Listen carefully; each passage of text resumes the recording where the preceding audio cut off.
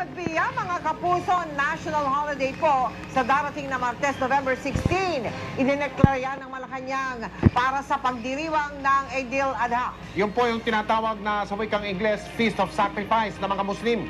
Inuulit po namin, walang pasok sa lahat ng eskwelahan at opisina sa Nobyembre 16, November 16. At yan po, mga balitang aming tinutukan sa nakalipas sa 24 oras. Maraming salamat sa inyong pagtitiwala. 45 araw na lamang, Pasko na. Mula sa tahanan ng katotohanan, ako po si Mel Tiangco. Ako po si Mike Enriquez. Ito bang GMA, walang kinikilingan, walang pinoprotektahan, walang kasinungalingan. Walang bahid politika. Serbisyong totoo lamang. At dahil hindi natutulog ang balita, Nakatutok kami 24 oras.